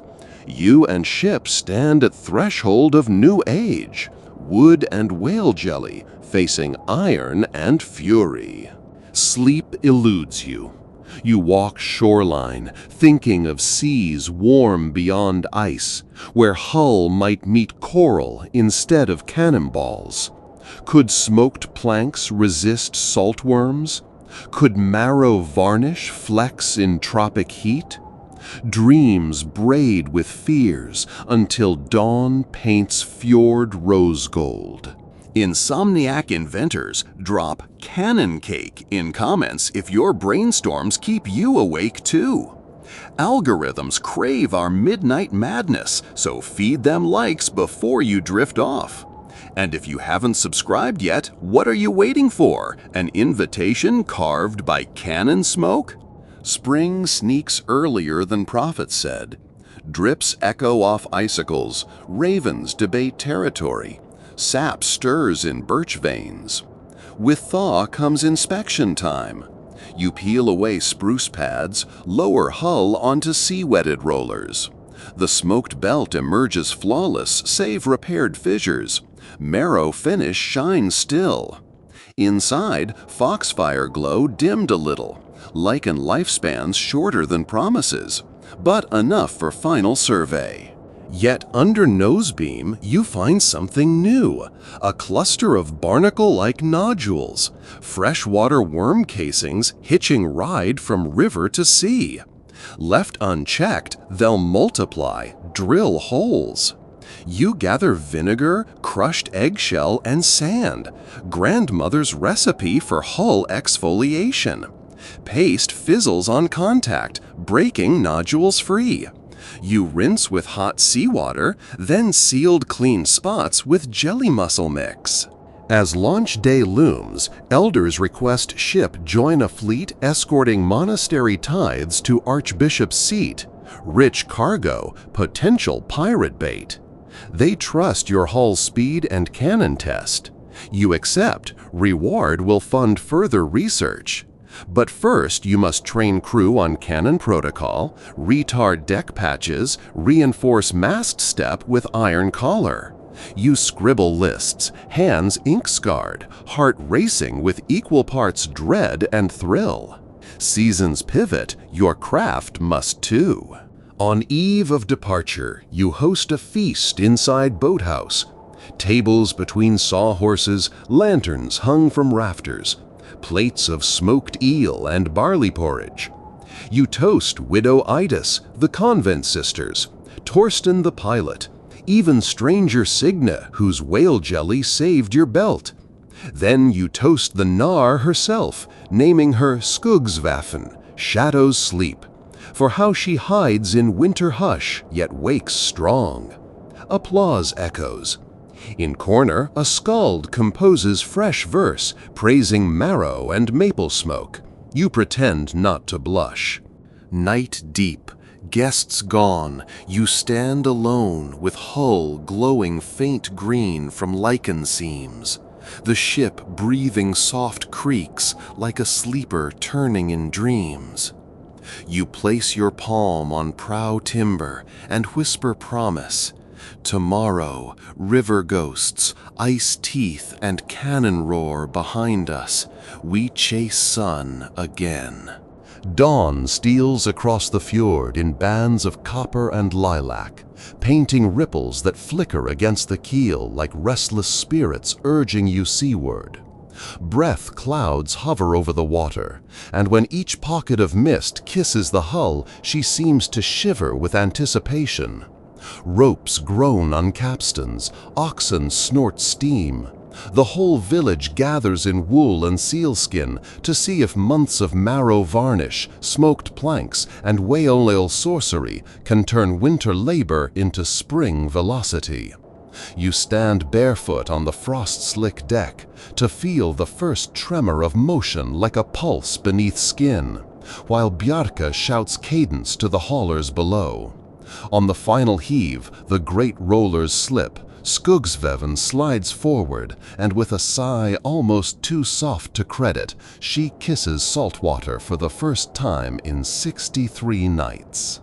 The hull settles deeper than expected. Flawless seams drink the fjord without a single weep line. But before relief can blossom, a pair of silver pinpricks appears where the smoked belt meets sternpost. Leaks? No. Foxfire paste, shimmering in dawnlight, a blessing, not a curse. Still, your stomach drops until you remind yourself the lichen's glow strengthens after long darkness. You tug cloak edges as if cinching courage, then hurry to oversee ballast stones lowered into bilge nets, granite eggs still warm from hearth ovens, each hiss a promise of stability in seas to come. Kari logs weights, Adr arranges oars like sleeping serpents, and Eilis wipes soot off the gun muzzle, whispering an apology to Odin for testing thunder in peacetime. Crewmates in spirit, smash that like if you've ever launched a project and immediately second-guessed every bolt, stitch, and pixel. Drop deep breath in the comments if your fixes sometimes masquerade as flaws. And of course, subscribe so you're aboard when our next bright idea flirts with disaster in real time. Tide carries you past the headland where stranger Signa's ship still sits at anchor, now half unloaded. She salutes with a raised amphar. You reply by tipping your fur cap. It's good omen, 2 experimental hulls crossing paths without collision. Once open water yawns ahead, purple and wide, you hoist the striped wool sail. Wind lashes cloth into a drumbeat. Mast bends, but the iron collar holds, humming. Waves slap the bow and scatter like shards of glass. The starboard planks, those patched with whale jelly, shed spray and shimmering curtains, proof the mixture repels water even under motion. Bjarka breaks into a grin so wide it could swallow the horizon. Course takes you alongside scary isles freckled with early puffins. Here currents learn mischief. They spin eddies that can twirl a gnar broadside if steersman blinks. You keep a hand on the tiller while Kari mind maps what she calls kelp graffiti, patterns of floating weed that forecast whirlpools. Using a bone stylus on wax board, she marks where currents cross like weaver's knots. This chart will be priceless for next voyage, and maybe a treatise, if any scribe believes that kelp can warn sailors like cats before storms. Mid-morning, Lookout Otter spots sails behind. 3, maybe 4, striped in blues you don't recognize. Merchant convoy? The arrangement feels wrong. Close formation, oars deployed, though wind is ample. You fetch the spyglass. Hulls are lean, decks crowded with men wearing helmets glinting dull iron. Pirates. They've stalked fjords all winter, waiting for cargo ships fat with monastery tithes. Your boat carries exactly such treasures in sealed chests, plus the convent's wish list of iron nails. You swallow brine and call battle drill.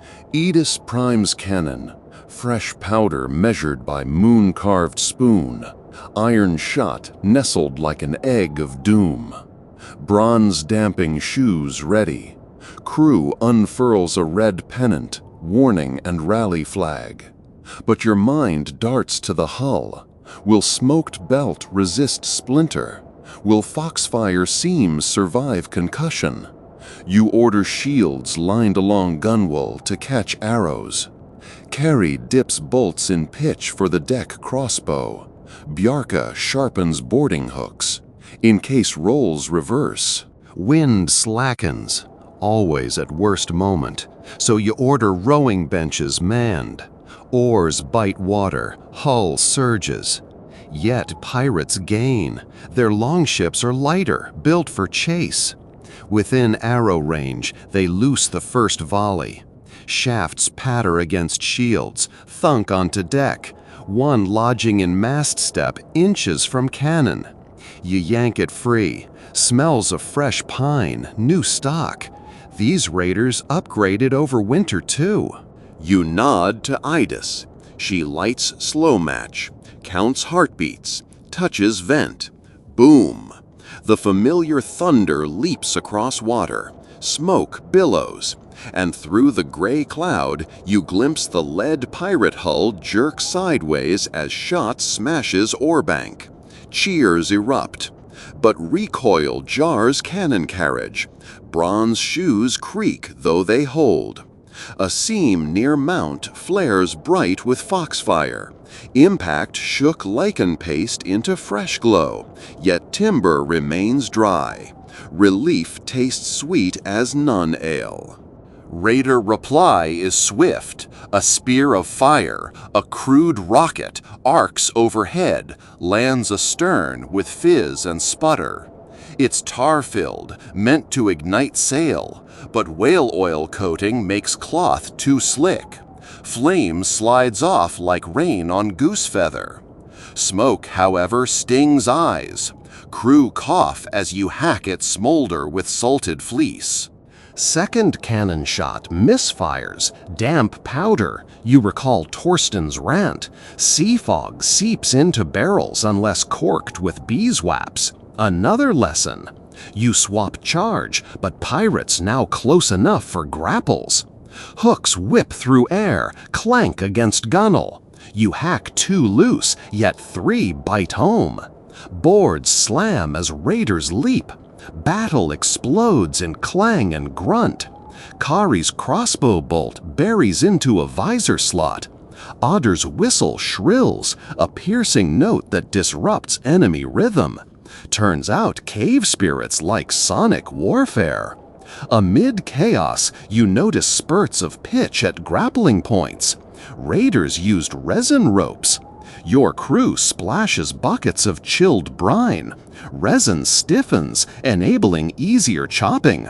Clever adaptation. Cold defeats sticky. With cannon reprimed, Ada swivels muzzle mere yards to Raider hull kissing starboard flank. She fires at point blank. Blast rips enemy deck, and concussion flips bodies into sea. But recoil this time shears one damping shoe bolt. Carriage scoots gouging plank. You dash with oak wedge, hammer into gap, stem splintering. Not fatal if secured soon. You shout, retreat down hatch. Pirates demoralized, cut free and row limp back toward distant isles. Cheer rises, but you stifle it. Damage control first. Battle fans, tap like if you felt that shockwave rattle your fillings. Comment recoil lessons so future sailors learn from our bruises. And ring that bell. Next scrap may start before your coffee cools. Below deck, Foxfire reveals new hairline leaks around carriage gouge. You mix emergency paste, whale jelly, marrow dust, iron filings from cannon bolt, stirred with hot ale. Kari calls it ship porridge. Spread into fissures, clamp with oak plank and iron nail. Temperature difference, hot mash on cold wood, draws pitch deep, sealing quickly. You station Bjarka to monitor every half hour. Evening comes blood orange. You anchor in lee of a basalt cliff shaped like clasped hands. Locals call it prayer rocks. Waves mellow, but nerves remain taut. Feast of hard bread, dried ling, and celebratory sips of convent stout warm spirits. You convene council on deck under stars. Discuss cannon improvements, propose lashings both fore and aft to share recoil. Kari suggests installing a sliding grease track so carriage momentum dissipates without gnawing plank. You sketch design by emberlight. Adis vows to forge iron runners at next port. Night watch rotates. On your shift, moon paints water silver. Foxfire inside hull glows emerald through seams. Looks like aurora bottled in timber. You feel ship breathe, alive. Thoughts drift. Centuries hence, scholars may marvel that Norsemen married lichen light with whale jelly to outwit both nature and steel. If only sagas immortalize maintenance heroes, not just raiders. You smile at notion, the epic of the bilge sponge. At gray dawn, horizon reveals monastery towers, the tithing destination. Bells toll faintly through mist. Gulls wheel, expecting offal. Dockhands wave. You navigate channel. Shallow rocks threaten, but kelp chart guides safe path. Upon mooring, abbots marvel at luminous seams, dub her starfish boat. Crates of silver chalices offloaded. In return, monastery blacksmiths present crates of forged runners, beeswax plugs, and a cask labeled Vinum Sanctum, holy wine, though you guess none crafted. Elders from your village who accompany convoy exchange rich cloth for cannon castings. Alliances forged by tar and thunder. While cargo tallies, you explore the monastery scriptorium. Curiosity never rests. An illuminator shows you a codex describing Roman waterproofing. Pine resin mixed with Greek pitch and crushed marble dust. Similar to your mussel shell blend. You copy ratios onto wax tablet. Knowledge seeds future tweaks. Before leaving, you donate a roll of foxfire lichen to the monks. They intend to paint marginalia that glows during midnight prayers. The idea of scripture shimmering like starlight on parchment fills you with quiet pride. Departure southward grants steady breezes and calmer seas. Days blur into sail trimming, rope splicing, story trading. Odd teaches crew cave spirit whistle signals for fog. Kari experiments with ballast redistribution to shave drag, recording speed gains on notched stick. Each sunset, you inspect hull, jelly still pliant, smoked belt deepening hue to almost violet. Where cannon gouge splintered, paste hardened to onyx black line, badge of survival. One crisp morning, Torsten points out distant volcanic plume, an islet called Cinder Tongue. Warm currents swirl there. In its lee, you beach to scrape hull clean of early barnacles. Ash-rich sand acts like pumice, polishing planks to satin. More, volcano vapors cure whale jelly into rubbery film. You hadn't planned it, but that's field science. Serendipity steered by curiosity. During encampment, you host open workshop for fleet crews, demonstrating lichen application, marrow varnish technique, and the new recoil runners. Sailors scribble notes on birch bark, jaws slack. Some trade tricks.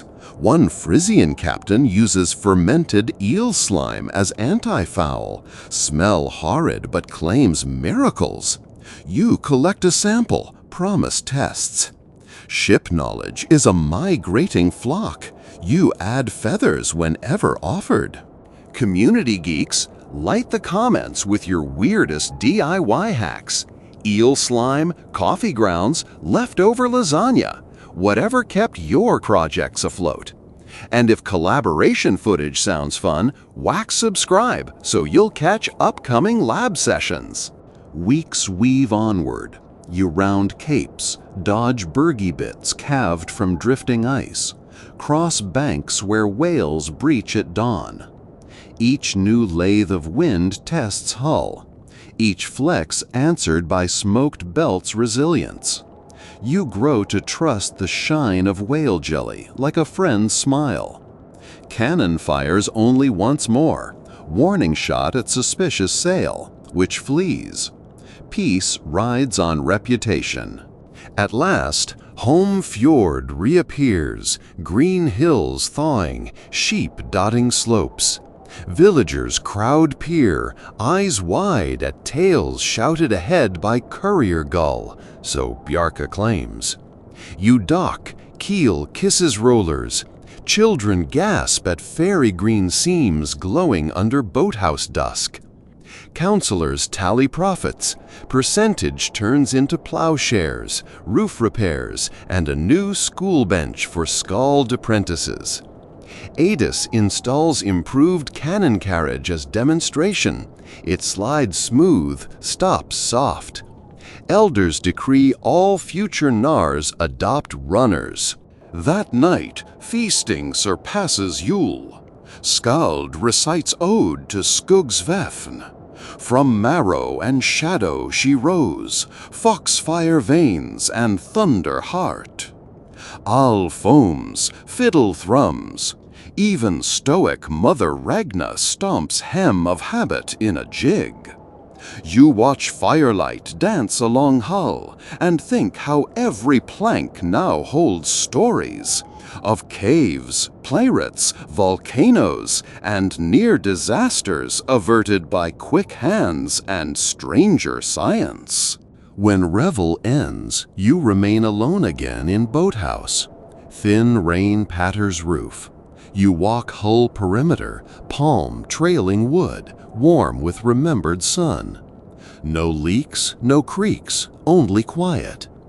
You realize the winter project that began with smokehouse planks became a floating laboratory, diplomacy caravan, and battle survivor.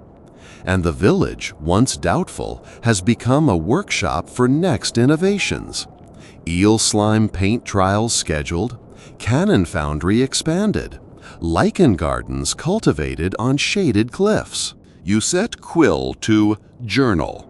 Conclusions. Whale charcoal jelly, success for flexibility, mild odor manageable.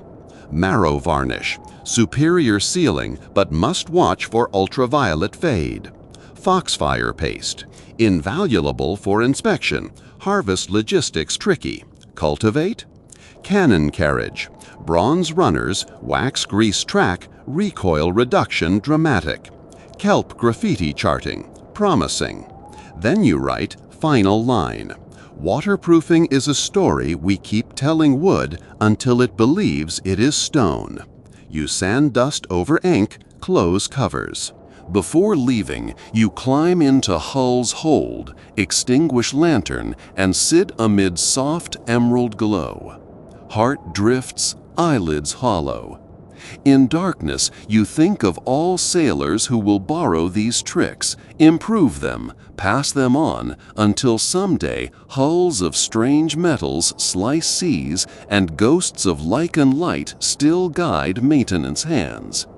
You smile, let sleep row you gently, sure that the ship hums lullaby, cedar, salt, foxfire blended. And that, fellow night voyagers, is where our saga's bow touches the dock. If our journey from smoked plank to sea-tested legend eased you toward Smape or charged your maker heart with blue flame curiosity, reward the algorithmic tide with a like, share this tale with a restless friend, and anchor yourself to the channel by subscribing. Future episodes will set sail for new epochs, fresh contraptions, and more near disasters you'll be glad you experienced only in story. Until next time, keep your seams sealed, your powder dry, and your dreams brighter than foxfire on midnight timber. Skull and good night.